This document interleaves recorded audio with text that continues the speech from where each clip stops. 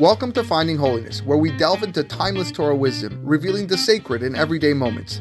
Join us on a journey to elevate your spirituality and discover holiness in every aspect of life.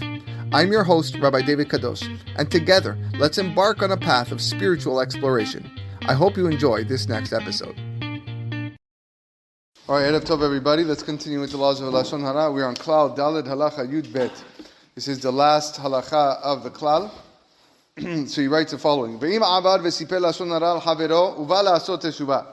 Let's say someone speaks Lashon Hara, so Reuven speaks about Shimon, and he wants to do Teshuvah. Talui bazeh. His method of Teshuvah is dependent on the following: If the listeners were doche what Reuven said, meaning they didn't pay attention, and therefore Shimon was not disgraced in his eyes. The only thing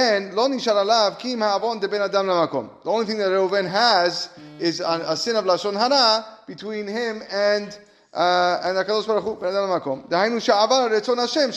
Because again, he transgressed the will of Hashem, who taught us, commanded us not to speak Lashon Hara, as we spoke about in the introduction. Therefore, tikuno, his rectification, sheitchalet al she'avar, he has to regret what he did in the past, veitvadeh, and confess, veikabel al asmo belev shalem, al le'aba shelo la'asot ken, kemo bekol avonot sheben adam ha'makom. And he has to accept upon that he's not going to do this again in the future. And the truth is, this is the same with any avera. Lashon Hara is no different. Let's say Shimon, who was the victim of the Lashon Hara, he was disgraced in the eyes of the listeners. And through this he suffered harm, whether physically or financially. Or Reuven caused Shimon emotional distress. Then this sin becomes an avera, like between man and his friend, that Yom Kippur or the day of death does not atone unless a person appeases his friend. Therefore, Reuven has to ask forgiveness from Shimon as a result of the distress he caused. Once Shimon has appeased and granted forgiveness, then the only thing that's left is his sin between himself and Hashem, that he transgressed a mitzvah in the Torah, and then you have to do what you did before, Yom Kippur, confess, and say you're not going to do it again. Now, let's say Reuven said Lashon Hara about Shimon, and it caused distress to Shimon in the eyes of the listeners, meaning they must have accepted it and thought of Shimon differently, but Shimon is unaware of it. So, even if Shimon is completely unaware of the Lashon Hara spoken about him, if Reuven wants to do full teshuvah and gain atonement, he is required to inform Shimon that he spoke Lashon Hara about him. Now, I did circle a note over here because I saw something fascinating, and I'm going to read the note over here. He said, the Magen Abraham writes that although someone who offended his fellow must specify his sin when asking forgiveness, if doing so will aggrieve that person, he should not specify the sin. Instead, he should tell the person in general terms that he sinned against him and is asking forgiveness. So you don't have to go and tell him exactly what you did wrong. Magen Abraham says, I did an avera, it had to do with you, general sense, and that's enough. This apparently contradicts the Hafetz Chaim's ruling here, that one who slandered another person must notify the victim in order to ask for forgiveness, even when the victim is unaware that he was slandered, and informing him will thus cause harm and distress. So it's the second part of this note that I found very enlightening. It is known that Rabbi Yisrael Salanter, Zechet Tzaddik Livracha, did not agree with the opinion of the Hafetz Chaim here. He held that it is forbidden to cause pain to another person, even when necessary for the sake of obtaining forgiveness. The speaker of the Lashon Hara must forego forgiveness rather than cause his victim pain by informing him about how he once disparaged him. In fact, when the Chafetz Chaim approached Rav Salanter to write an approbation for this sefer, Rav Salanter declined because he disagreed with this ruling that permits one to aggrieve another person to attain forgiveness. Hafetz Chaim cited Rabbeinu Yonah as a source of his view, but this did not persuade Rav Salanter to change his mind. thought that was a very interesting thing. Anyways, the Chafetz Chaim says that you have to actually go and tell him that I spoke this about you, and tell him, and it's going to cause him harm. It's going to cause him emotional distress. Shalom said, absolutely not. That's not. We don't do that. So, two different ways of looking at this. Which you follow? Yes, exactly. Don't start and begin with. Listen, if you wanna, to go, maybe what the Magen Abraham says, maybe it's the middle road. Maybe you go up to him and you say, "Listen, I did something that was not so nice to you. I don't want to get into details. At least he knows that, and I want to ask forgiveness. And this way, it might not cause too much distress." You know if the Shulchan Aruch has anything? I don't know.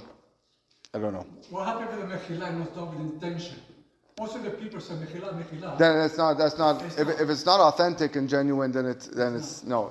If he can be granted mechila without specifying the exact sin that he said, So according to Magen Avraham, as long as the recipient or the victim knows that something was done against him and he's willing to forgive, then it seems to be fine. That's what Rav Salanter says. Rav Salanter says you can't even bring it up. It seems even like if it's going to cause any form of distress, it's asur. Remember, Rav Yisrael Salanter. For those that don't know, the founder of the Musar movement was very, very big into Ben Adam LaHavero. Not that the Chafetz Chaim was not, okay, but Rav Yisrael Salanter really, really cared about the emotions of the people and the way we treat people. And if for you to go try to attain a mitzvah, okay, at the expense of someone's feelings.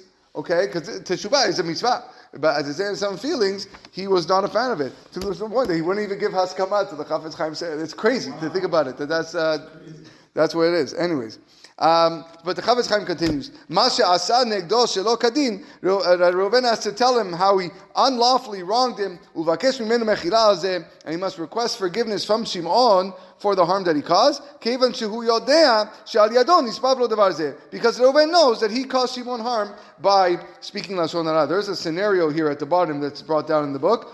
Scenario H: you are one of the only people your former neighbor keeps in touch with. She calls and asks about rumors that a certain couple is having marital troubles, and you give her the details, which reflect poorly on the wife.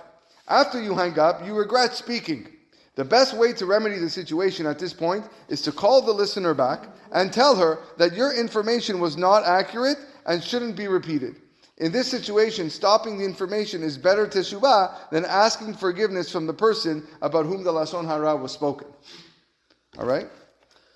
Okay, and his last paragraph here, he says, "Umizeh, from this halacha, nuchal le'avin, we can understand, kama yesh lo la'adam lizaher mimidah gero'ah hazot, how important it is for a person to guard oneself from this evil trait of speaking Lashon Hara. Ki mi shemutba chas v'shalom hazeh, somebody who is drowning in this sin, or he's accustomed to this, God forbid, kimat efshar lo b'tshuva. It's virtually impossible for him to do teshuvah. Ki bevadai lo yizkor et kol mispar hanefashot shehid'iv al yedei Lashon Hara shelo. He's certainly not going to remember all of the people that he aggrieved as a result of his Lashon Hara. Va'afilu otam anashim shehu zocher shehediach alehem hara'a b'machshavto. Okay? Even if a person remembers all the people the victims that he spoke Lashon Hara, hem lo yadu mizeh, they're probably going to be unaware of the matter that they were that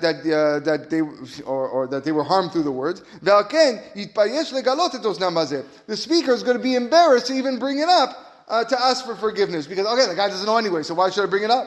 Gam pe'amim shedaber bifkam mishpacha. Worse yet, sometimes a person speaks about someone's family flaw. This family, they get angry a lot. This family, they're all cheap. Whatever it is. And now you're damaging future generations. And that can never attain atonement. As the Chachamim say in the Gemara Yerushalmi, a person who speaks of a family flaw can never attain kapara for eternity. Therefore, since it's so difficult, we have to distance ourselves from this terrible trait, so that it should not turn out to be something that's irreparable. like the pasuk says in Kohelet, Kim ovat lo yuchal litkon, a twisted thing cannot be repaired. Once you've twisted, once you've spoken Lashon Hara, that's it. The words are gone. People are hearing about it, and you can't get them back, and therefore you can never make them straight again. B'ezrat Hashem, next time we'll continue with Klal Hey.